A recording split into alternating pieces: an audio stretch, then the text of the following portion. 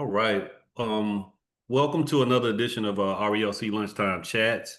Today is a special one in my mind because we're revisiting another topic that we've talked about multiple times in multiple ways in this space. And it's primarily because it's so important. It is a critical time in our history, our collective history, in which you see tremendous transformation um, and tragic setbacks. Today's title for the lunchtime chat was Revisiting Reconstruction, the Great Potential and the Tragic Failure.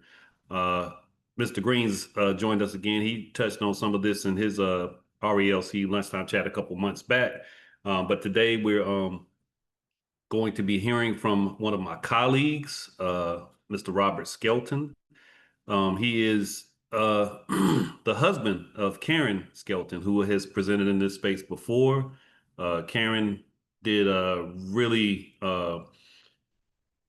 complex and intricate lunchtime chat on legacy and lineage and how we're all just kind of a unique group of people as far as being Americans and how we've interacted and exchanged in so many different ways, very familiar ways over years and years.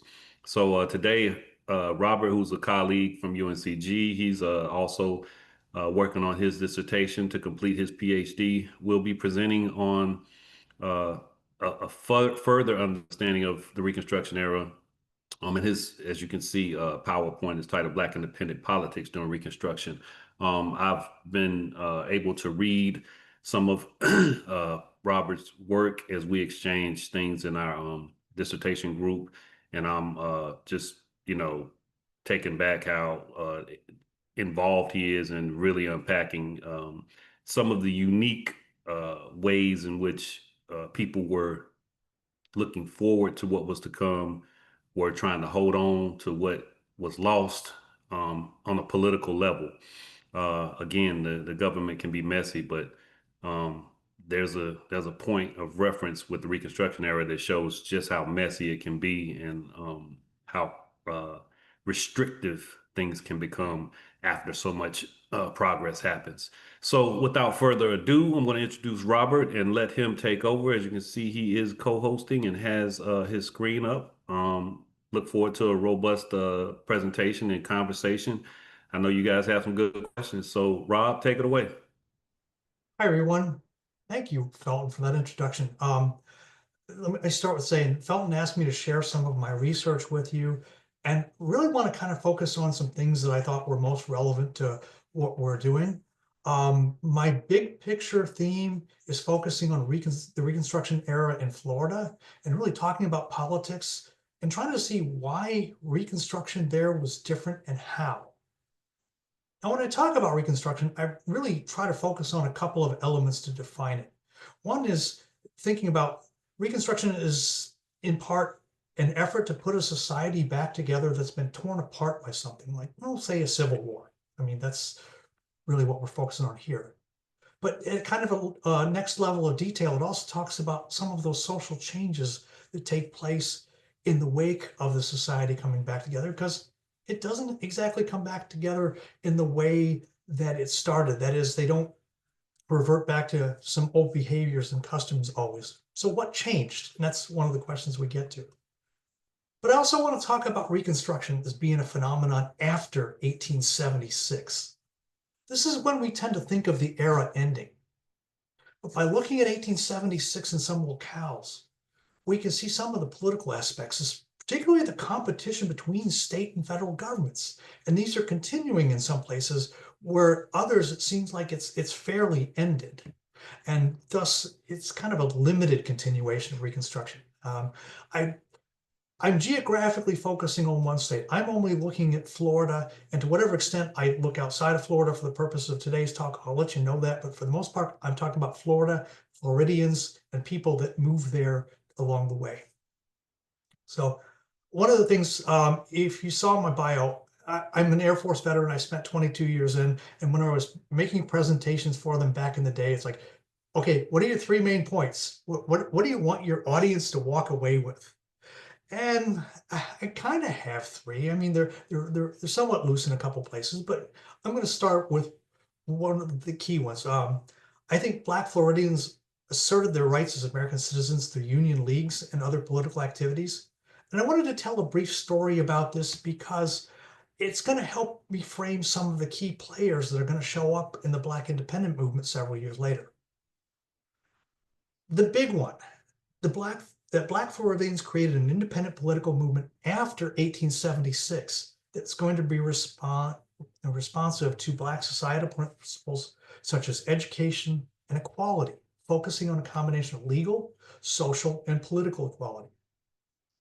The movement wants to focus on these issues first and foremost before they think about party. That is, if a party goes along with them, great. And if they don't, they'll go find somebody else who will.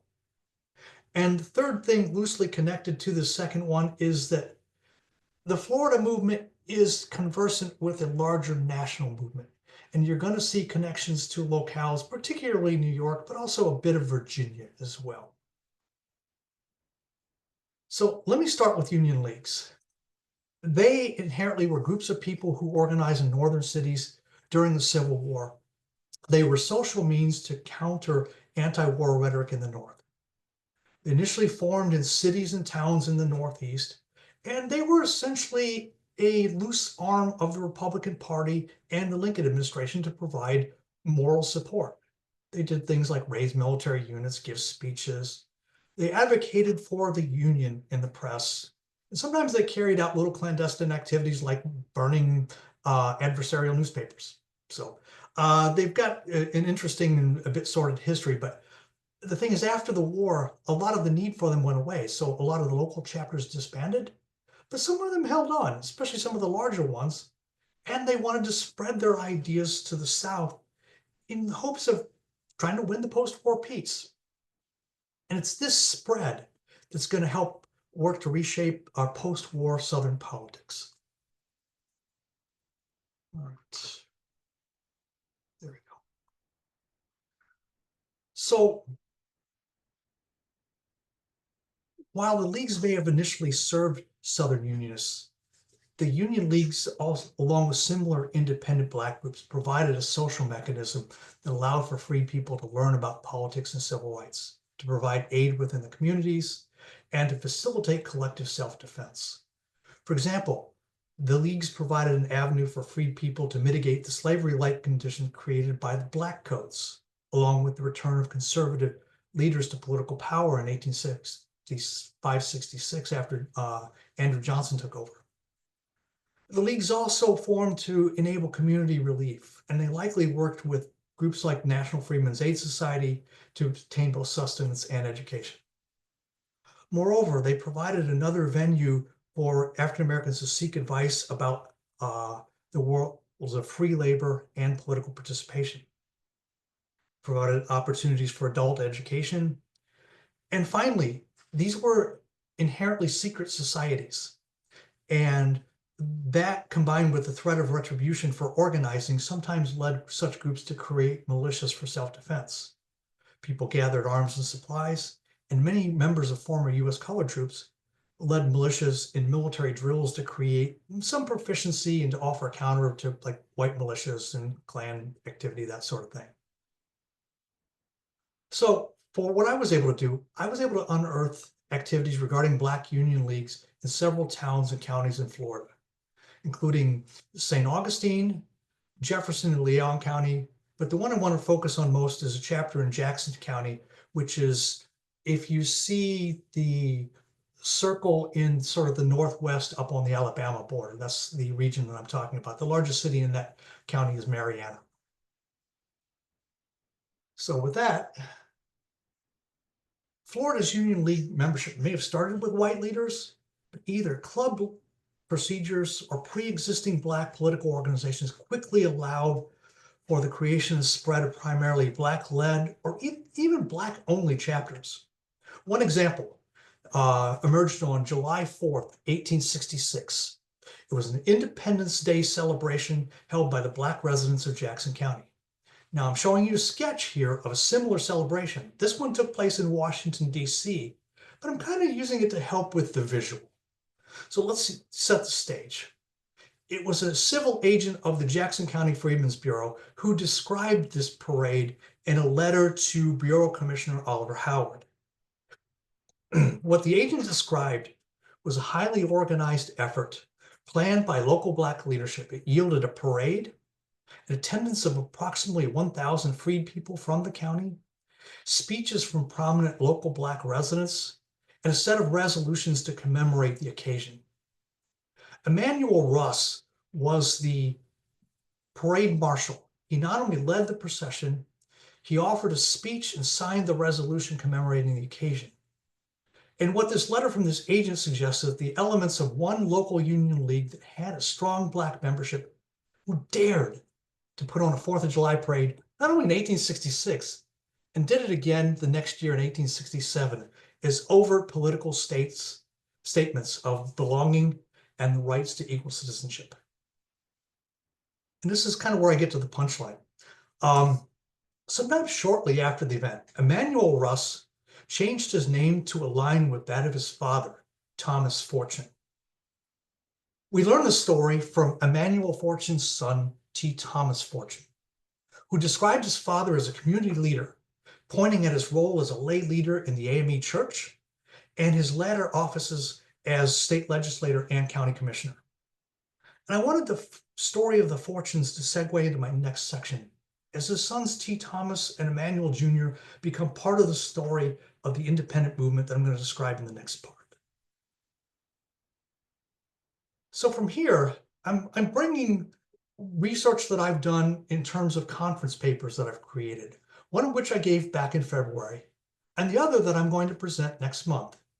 And each took on slightly different aspects of the independent movement. And I'm going to bring out what I think are key elements today. But let me step back a moment. Let me talk a little bit more about 1876 and the idea that Reconstruction lasted a little longer than that. Because one of the things I want to point out here is that the Black political experience in Florida is important to the understanding of looking beyond 1876. So the Florida Republican Party lost control of the state in 1877. Nobody formally announced that Reconstruction was over. Certainly nobody told the Black community that. It's a common misconception that Black political activity in the South stopped in 1877 because Reconstruction ended. That's not the case. Black men in Florida continued to vote, campaign, and win elections in state legislature and local offices well into the 1880s. While historians often mark the 1876 election as the end of Reconstruction, African Americans in Florida sought new allies and continued to fight for political equality well after that date. Black men made up the majority of the Republican Party well into the 1880s, yet they still seldom held key county and state offices, things like the cabinet secretaries, the Secretary of State, the Superintendent for Public Education. They couldn't be a county commissioner. At least they couldn't get elected to these positions. They couldn't get elected to become sheriff. So only local offices like mayors and notary publics and then state legislators were elected positions. And here was the problem. It was the 1868 state constitution that gave the governor the power to fill these offices by appointment. And it was Republicans who made up the supermajority of delegates to the Constitutional Convention. And let me emphasize, mostly white Republicans. This choice allowed the Republican Party to gain Black voters and yet simultaneously preclude them from holding many offices, which severely limited their ability to make social and economic policy changes at the state level. For me as a researcher, I want to know why Black Republican leaders pursued an independent movement during the 1880s. What I found was that white independent politicians offered alternate inroads for African Americans to split the major parties and to make themselves more politically viable. Black leaders urged their voters to focus on issues that were more important to race, regardless of which party advocated for them, even going as far as to weaponize the insult of carpetbagger against fellow Republicans. The stakes for African Americans in Florida were high. They faced not only the wall formed by the appointment system, but also the near certain prejudice of the era's Democratic Party. Now, there's a new constitution that's going to come along in the mid-1880s that makes those county and state offices available to election, but it's also going to bring measures that work to legally deny voting rights through poll tax and other means. In one paper, I argued that Black political leaders pursued such alliances with white independents starting around 1880 to increase their chances of achieving political equality by gaining the ability to run for these other offices. The alliance offered a path for resurgence of Black political power in the 1880s in Florida and put white Republicans on notice that their coalition could fragment. All of this coming together prolongs Reconstruction in Florida and also serves to drive conservative actions to suppress Black and poor white suffrage, which is going to drive us to the end of Reconstruction in Florida sometime in the early 1890s. So why can I say this? One of the problems with ending Reconstruction in 1876 is it doesn't end the policies. It doesn't end the federal actions that took place. These federal actions continue to have a power over the state well past 1877. The key here, Florida leaders continued to abide and recognize the Reconstruction Act of 1867. Just a quick refresher on that. This was an act that forced 11 states to enact new constitutions. They had to erase their Black codes. They had to ratify the 14th Amendment to the Constitution. Moreover, this set of acts, there was 4 of them altogether, removed the sitting state governments in 1868, brought both African Americans and Republicans to political power in the South. And so what happened is that when 1877 rolls around, you don't see the state immediately changing the Constitution. You don't see the state immediately changing the laws that nullify the effects of that act. These will come later. So this act's continued influence, coupled with what is, at least through the 1870s, an interracial Republican Party, kept African Americans as a viable force in Florida politics. Again, they continued, Black politicians continued to win elections and some local offices, and the state legislature had up to 20 Black Florida legislators in each legislative session in the mid-1880s.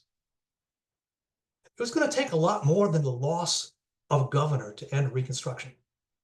Black and white Republicans tried to regain leadership in the 1880s until some of these other changes led to disenfranchisement in the early 1890s. Yet it was these limits to Black political power and Republican infighting that are going to help create that environment in which a Black independent movement arises. Oops, that one. All right. So the potential starting point for this independent Black movement was the 1876 independent candidacy for U.S. Congress by John Willis Menard. Menard is perhaps best known as the first Black man elected to the U.S. Congress. He was born free in Illinois and found his way to Louisiana after the Civil War, where he edited a newspaper in New Orleans. He won a special election, which brought him to Congress in 1868. However, his career is pretty short-lived because Congress refused to seat either Menard or his competitor. There's a longer story to that. I'll spare you for the time being. Menard moved to Jacksonville in 1871. There, he started a newspaper in 1872 that focused on Black community issues and political activity across the state. He quickly got involved in state Republican politics. He spoke at public events, and he managed to get elected to the Florida state legislature in 1873. But by 1876, he became disenchanted with perpetually divided Republican state and federal leadership. So talking about members of Congress, legislators, and all of the political patronage positions that are influencing the politics there.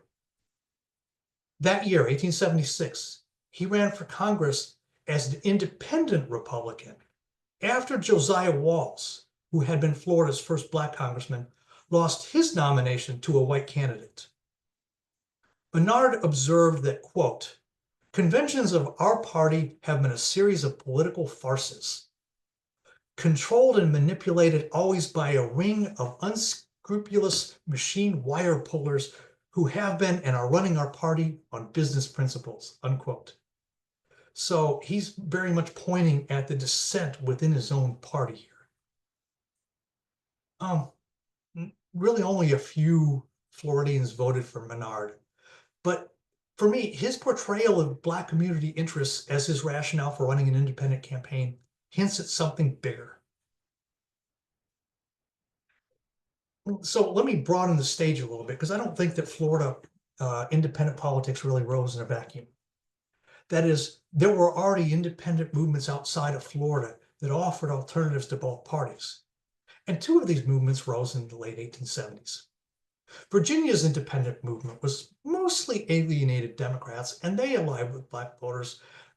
Their big focus was Civil War debt and how to handle that. And it created in this readjuster movement kind of an unlikely fusion of the groups. For a very brief time, about a 4 to 6 year span, they took the Virginia legislature, the governor's office, and a U.S. Senate seat for William Mahone. In the meantime, another group, the Greenback Party, formed in several Deep South states among disaffected white Democratic and Republican voters, and many chapters also included Black voters. But it's these rise of these parties in other states that inspired both Black and white Floridians to pursue political options outside of the two main parties. Now, I'm not the first historian to tackle the independent movement in Florida. I'm not even sure that I'm the 10th, but I'm going to bring a couple of their key arguments here. One put forth that disgruntled white Democrats akin to the readjusters created the Florida independent movement in 1882. There was another, slightly more recent, who offered that the movement became interracial after a Black leadership conference in Gainesville in early 1884.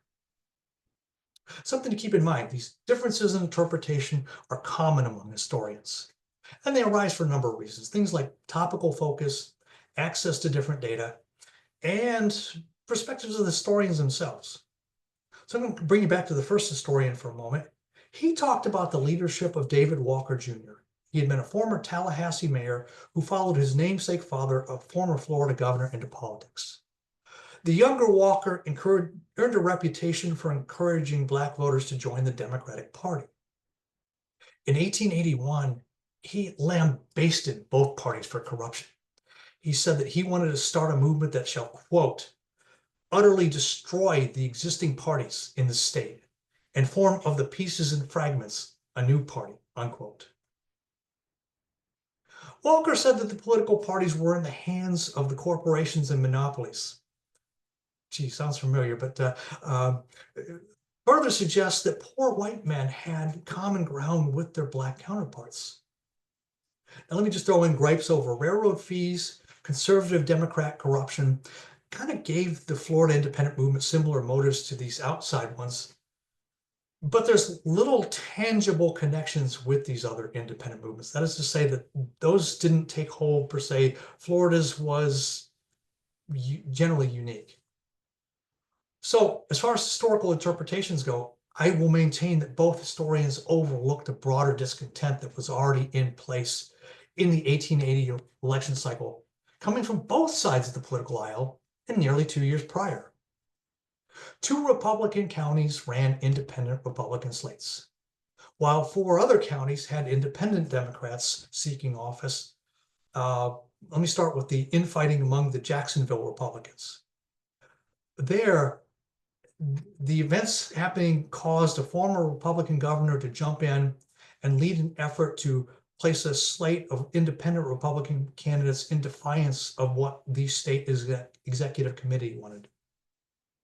Simultaneously, Alachua County, which is the home of Gainesville, they nominated 2 separate slates of Republicans, indicating that they had a really big party split, creating, they didn't call it an independent campaign, but it's effectively an independent Republican campaign.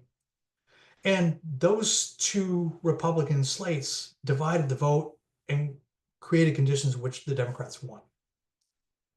Meanwhile, on the Gulf Coast of Florida, several sparsely populated counties there ran independent candidates for one or both legislative houses in the same election.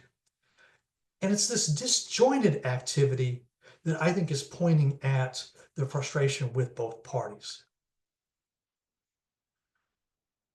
So the thing is that the momentum of this independent movement really does become clearer during the 1882 election campaign, and it's already gaining interracial support.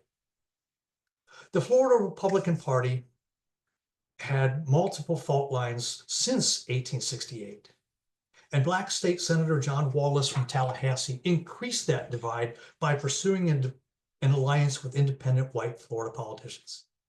He urged Black Jacksonville attorney Joseph Lee to encourage voters in East Florida, while Wallace and AME Minister William Stewart worked on the West. Wallace also coaxed Lee to contact national leaders to see if they could have the Republican Party back Black Republicans running as independents, so that the party might regain political control over Florida. The National Party declined. Instead, they continued to support the more mainstream Republican candidates.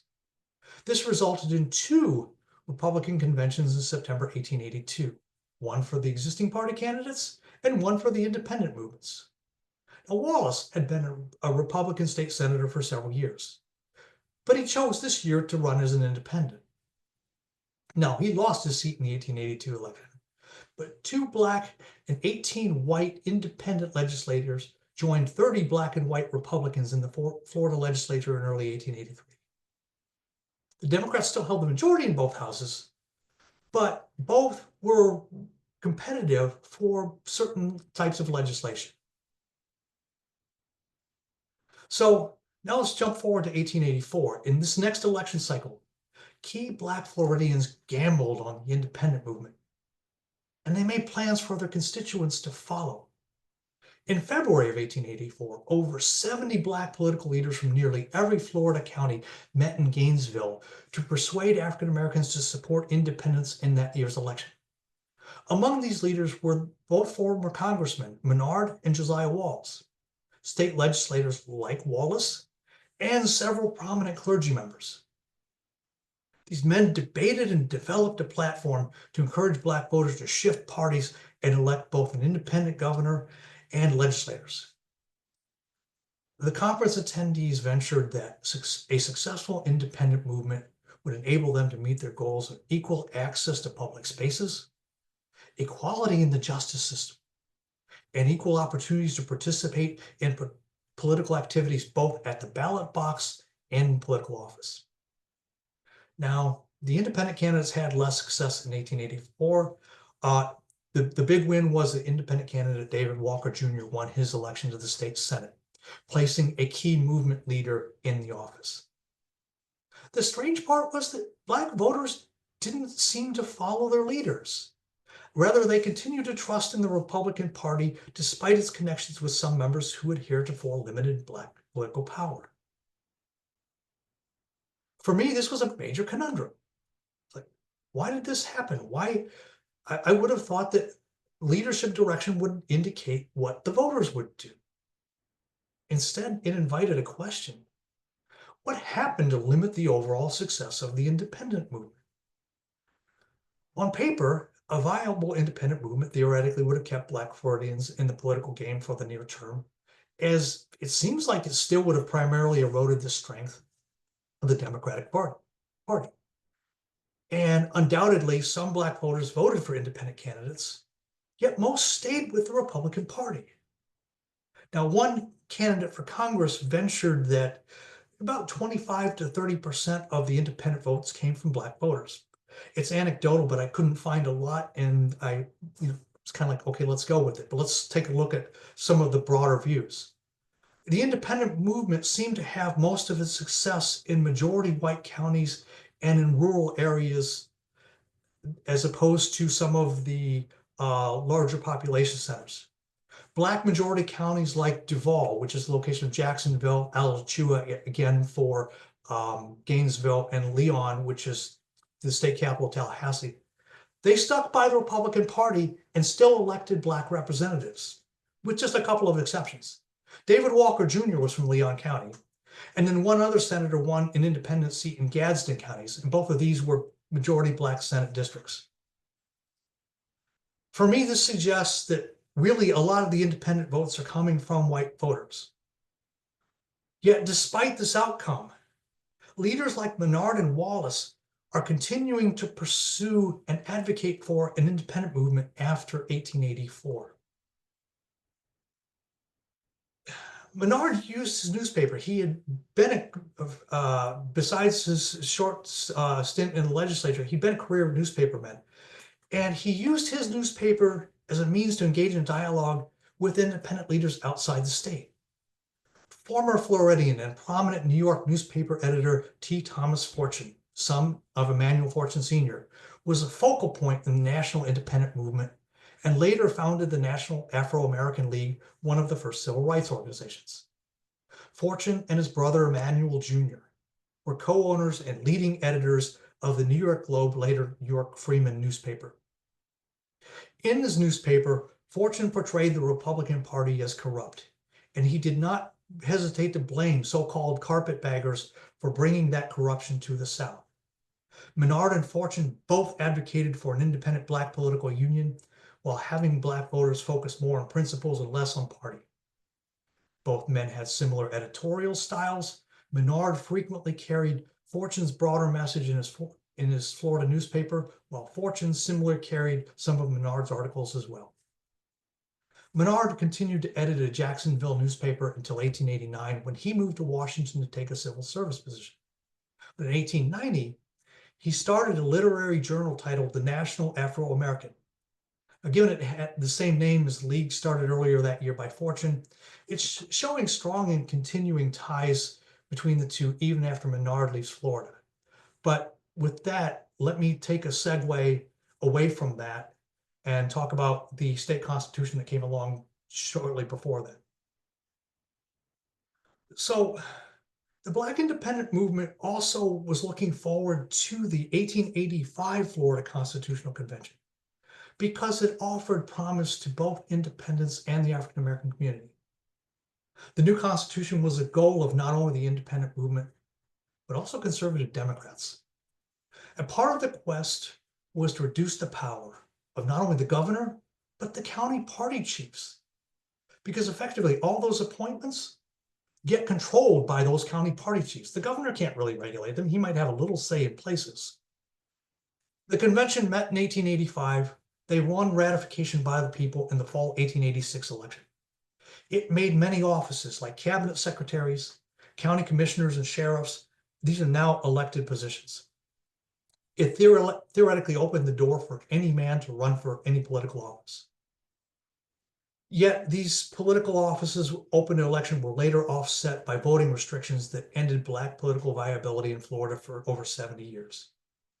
This new constitution also included language that permitted a poll tax.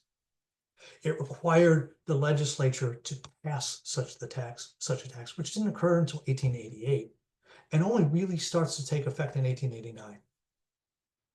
In addition to that, state and county election officials brought in this 8 ballot box voting scheme. By creating separate ballot boxes, it creates sort of a quasi-literacy test at the polls. And this combination of tactics, along with other restrictions, effectively are going to bring an end to Black office holding in Florida by the early 1890s. Now, I wanted to talk about one other figure in the political movement. I set him apart because of the controversy that he's going to engender.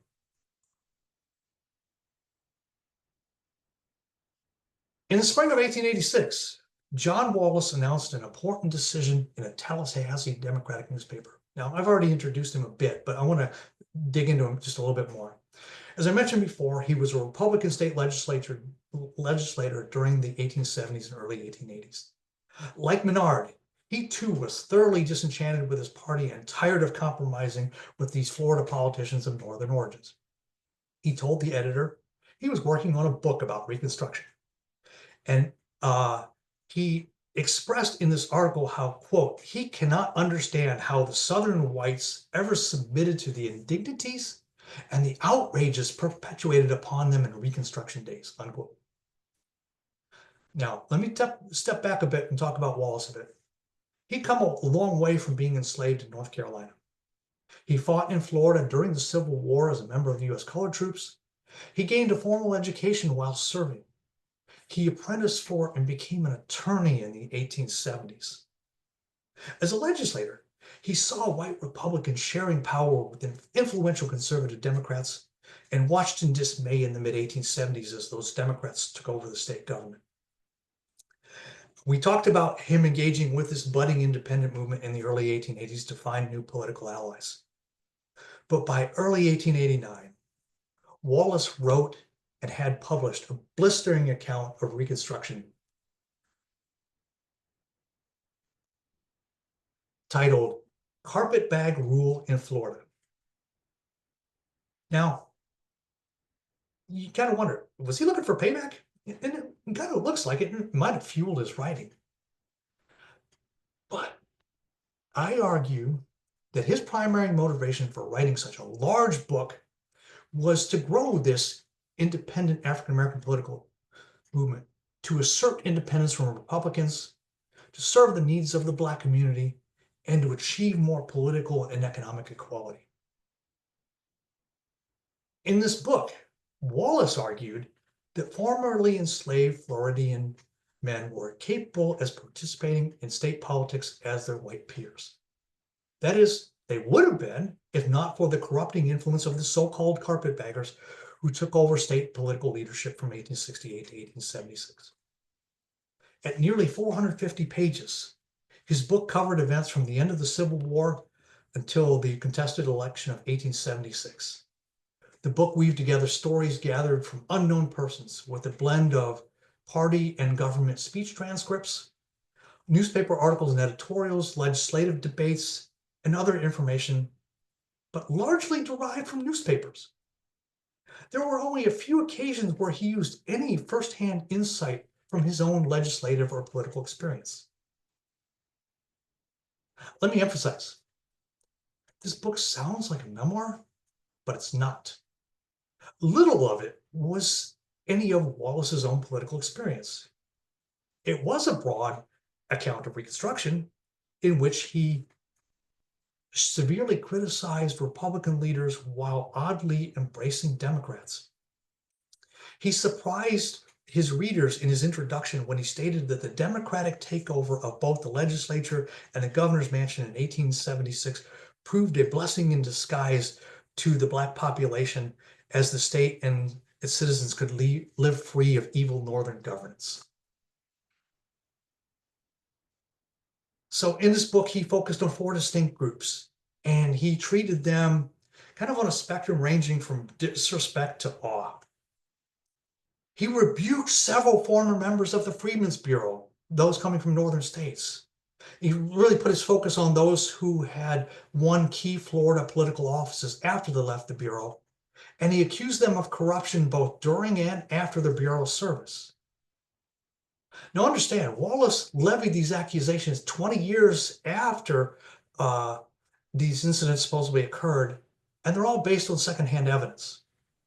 Now, having said that, the perception that the book gives firsthand testimony makes such charges difficult for the reader to dispute. It's like, wow, this looks real and horrid. But Wallace also assailed many of his fellow Black voters and legislators, accusing them of being ignorant and susceptible to these conniving Northern-born officials. On more than one occasion, he referred to Black legislators who followed such men as, quote, the more ignorant and prejudiced of the colored assemblymen, unquote. He provides a lot of examples of this throughout the book to kind of demonstrate the sins of how such designing men took advantage of African Americans in Florida. Meanwhile, he praised Southern politicians from both parties. He called attention to the mistreatment of Southern Unionist Republicans. describing how they remained loyal to the United States despite opposition from the Confederacy, and loyalty to Florida despite opposition from Northerners after the war. Now, he similarly recognized some Southern Democrats.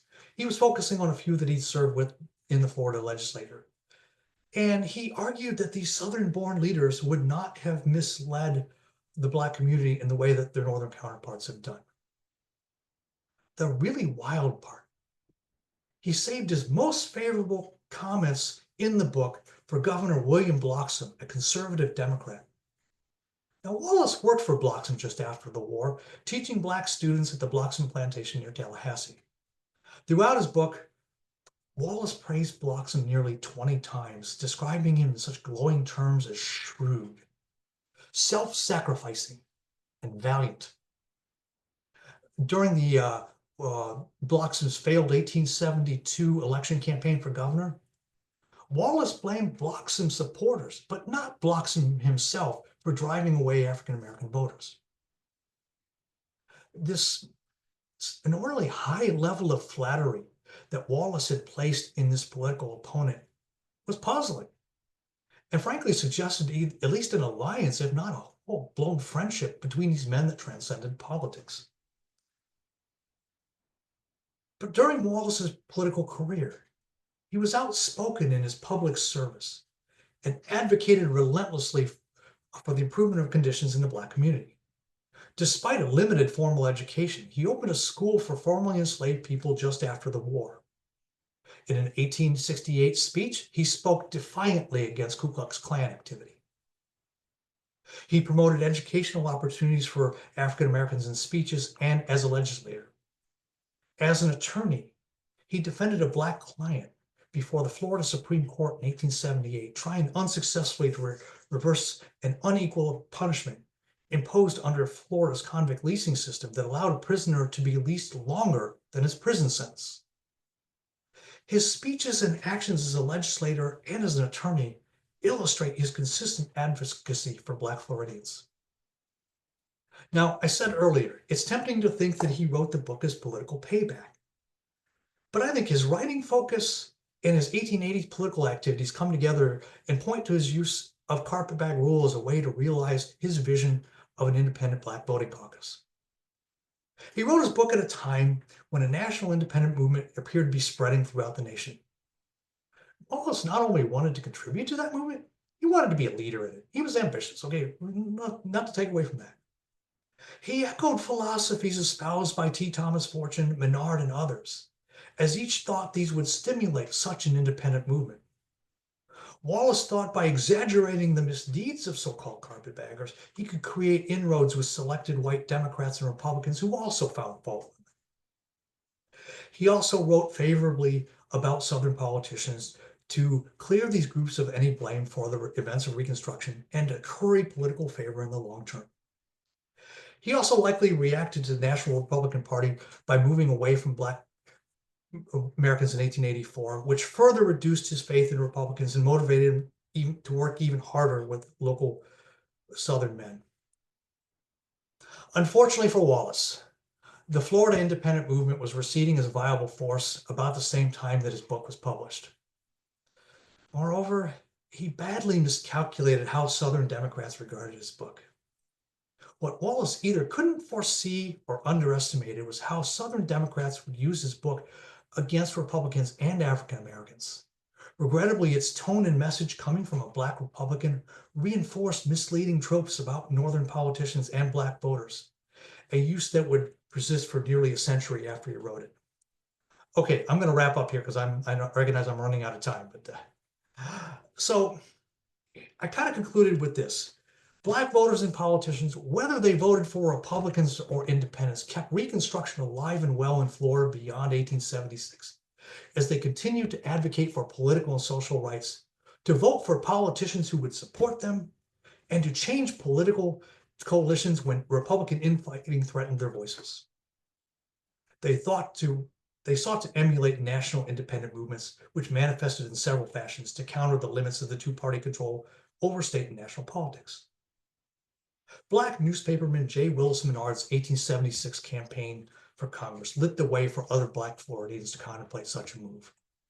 Changing the political balance would have promoted better political outcomes for the Black community, which would have in turn yielded positive downstream effects economically and socially.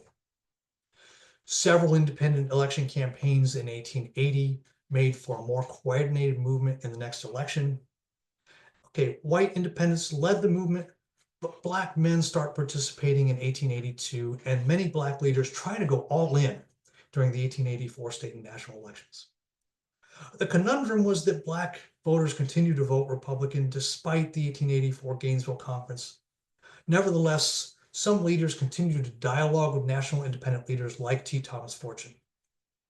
Engagement in this movement kept leaders of both parties on their toes, but it was Democrats who led the way for the 1885 state constitution that led to disenfranchisement and the end of Reconstruction in Florida. That's all I have. I welcome any questions. Thank you.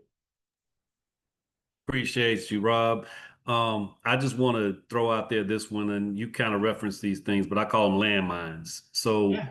what are some of the ones that you recognize in your research in terms of potential violence and blowback and the efforts to preserve white supremacy, and even the one that Mr. Wallace endured by what you would call a perversion of his messaging to benefit those who wished for white superiority to remain the flavor?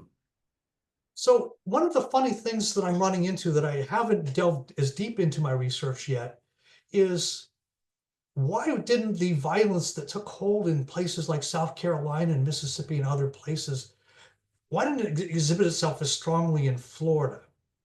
It was still there. There's a whole book, I think it was Daniel Weidfeld, called Jackson County War, where Jackson County, if there was a center of Klan activity, it took place there. Alachua County saw some as well, and selected violence in other parts of the state. But part of the deal was that I don't get to in this was that some of the Republicans were dealing with Democrats all the way back into 1867 and 1868.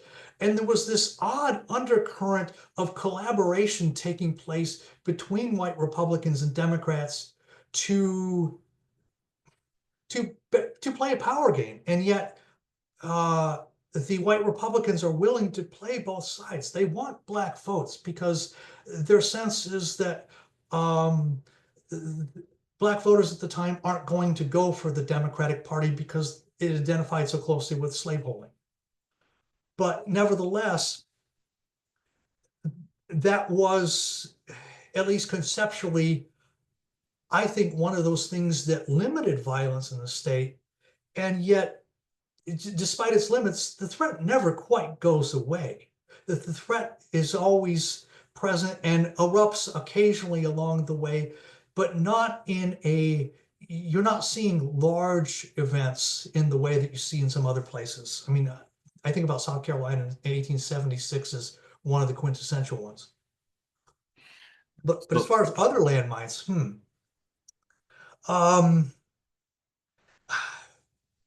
I think just it's a good question. I mean, I'm thinking about, things like the subtlety of, okay, why do we want this particular situation? Why did Republican candidates in 1868 go for this limited election approach? I mean, it's sort of this facade of democracy, if you will. It's we have a smattering of it. We have it in bits and pieces, but that there was clearly a design in it all.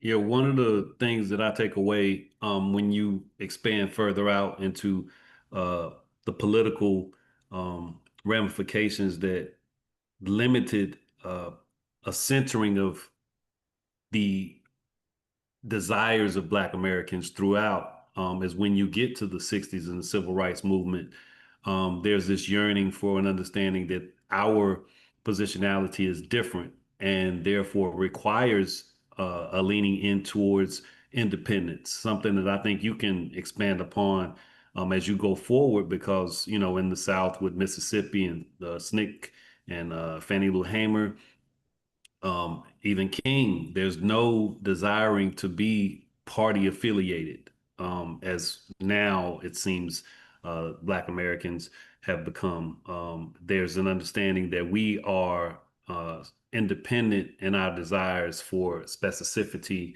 in terms of repair, in terms of recognition and protection, voting rights, et cetera, et cetera. King, earlier this year is kind of full circle, Rob, earlier this year when I did a unpacking of some of King's positions on matters, especially during that era in time. One of the things he was saying was, we're not beholden. I'll listen to Republicans and Democrats. There's a strong adherence to independent thought. Mhm. I'm going to open it up, and Rob, go ahead. Feel free to respond if anybody has any other questions. If you can take us back to where I can potentially see everyone, and if there's a hand that's raised or anything, be great. Yeah. But Rob, you had a response. So stop share. Sorry, I was responding to what question again? My comments about that independence, that desire for independence. Yeah. Yeah, I found it fascinating because I think there was a tension in the 1870s and 1880s, and the tension really comes to the fore that you see like Frederick Douglass and Robert Smalls and others advocating, saying the Republican Party is where the solution is. But you see folks like Wallace and Menard and Fortune and I think I didn't really, delve into some of Fortune's other allies in other states, but there's this tension almost between, it's like old, hey, we trust this party, new, and I don't know that's old versus new, but new in terms of we don't trust the party because the party has shown an ability to basically defy us or minimize our presence in spite of uh, our constant support. And I see that tension in place in the 1880s. And I think that it's really kind of interesting to see how Fortune is, really in the vanguard of this whole movement. And that's why I also love tying it back to his father, who in some respects is asserting his own independence back in 1866 as a community leader. And to me, that was fascinating that there's a whole through line here. Yeah, I love, the bringing Douglas into the conversation, because he was very much understanding of how fragile this newly found freedom was, and this political viability for Black Americans, and at that time predominantly Black men, of course. Paul, you had something you wanted to add? Yeah. First off, thank you for the presentation. That was really interesting. I've got three things, and you can respond to any of them or none of them, but maybe they'll raise questions that might be interesting to talk about. You said several times that Reconstruction didn't end in 1876. I'm a little I think the term Reconstruction is used in different ways, and I would like if you could talk a little bit about how are you using it? Are you because one definition would be simply that's when the U.S. troops were withdrawn from the South. Give it a bright line just so we can distinguish periods. Another issue, I'm wondering, to what extent was suffrage itself a politically potent issue in this movement? Because throughout this period, as I understand it, there's various chafing among the white supremacists to basically get Black folks out of politics altogether. And sometimes that became very salient. And the third thing that occurred to me that might be interesting was I didn't hear you mention the fusion movement of the 1890s, and it sounds like what the things you're talking about the independent Black politics and a little bit earlier, maybe that had something to do with the later emergence of the fusion movement. And if those were just some thoughts that came to me, and if they're interesting to you, maybe you could talk about them a little bit. Oh, they're all interesting. I'll offer it that way. First of all, we as historians talk about this phenomenon of long reconstruction.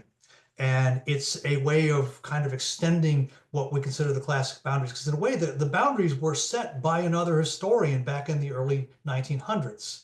And a lot of historians just simply followed suit and honored the boundaries.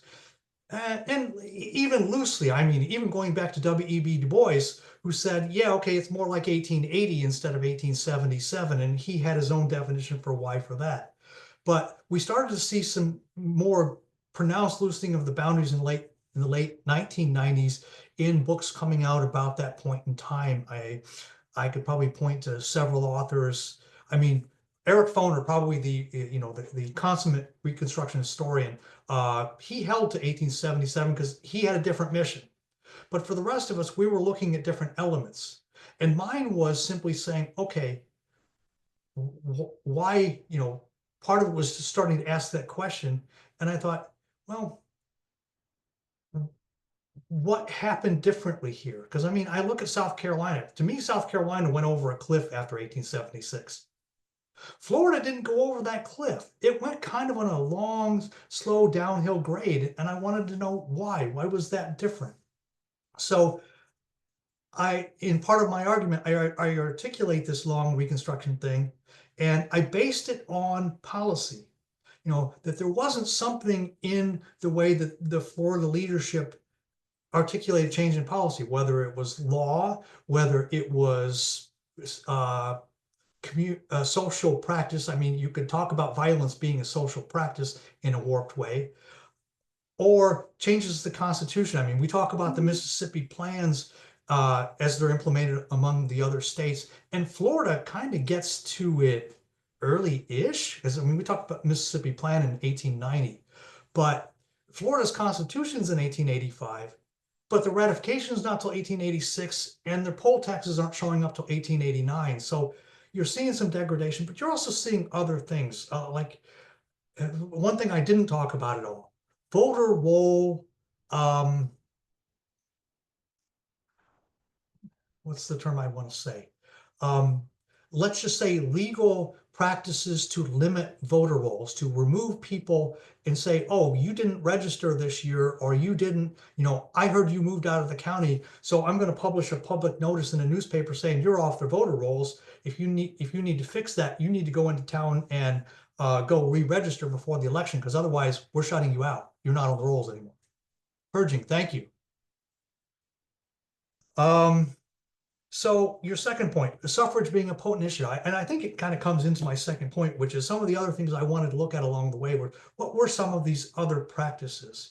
The 8 ballot box really doesn't show up to about 1888 in Florida, but it shows up a little bit earlier in some other states. So this is the case where, even though I'm focusing on Florida history, I'm recognizing that nothing happens in any state in a vacuum. People are talking across state lines, and how do these things come into play? The activities with purging of voter rolls. Also, just the threats of officials or unofficials who make, they offer intimidation at the polls. So yeah, some of these other practices going on along the way. But like I say, they're not as strong in Florida, and I was trying to figure out some of the why. So to kind of hit on your last point, though, about the fusion movement, I think there is a bleeding into the fusion movement, but I think because there's a little bit of a trough between the end of this independent movement I'm talking about and then the rise of the populist movement in the early 1890s. The populist movement doesn't take off in a meaningful way that helps Black voters. So you may see a little bit, the odd populist or two here or there, but you actually see a reversion back to the Republican Party by the late 1880s, early 1890s, to the extent that I've done the research on it. And that's going to be like one of the last chapters of my dissertation. So I've been kind of touching this just to kind of have an early look. And that's where these two papers have taken me. But yeah, I think that I think that there's a natural flow, because I think that probably some of the same people that are disenchanted in the 1880s are still disenchanted in the early 1890s. Agreed. I think that holds up, and that creates a broader political dynamic that becomes its own thing post Reconstruction because of the unfinished work and the lack of protections being left in place. I'm gonna begin to wind this down. Anybody have any other questions or thoughts? I know this has been an edifying experience as always. It is recorded and I will get it sent back out and placed on our YouTube channel. But I hope otherwise that you guys are circling the date December 13th for our annual holiday social, and we can get together and talk and chat and see Ebony throwing a thumbs up. Thank you. Look forward to seeing who can make it, and really just have, as always, I'm grateful for the people and the time here. Rob, I really appreciate you bringing some more nuance and clarity to what is an era that is critical to our history and our composition as a nation. And this is a big attachment to where we are today. It is a through line. Paul, I'm glad that you were able to make it. And again, you presented the first part of this earlier. Vanessa says thanks, and as always, enjoys everyone's unique perspective. So this will be recorded and shared. Rob, thanks again. You all have a wonderful rest of your day. Enjoy the beautiful fall weather. It is gorgeous here. And I'll catch up with you very, very soon. Look forward to it. You all Thanks take again for the care. opportunity. Thanks so much, Rob. Bye. Y'all take care.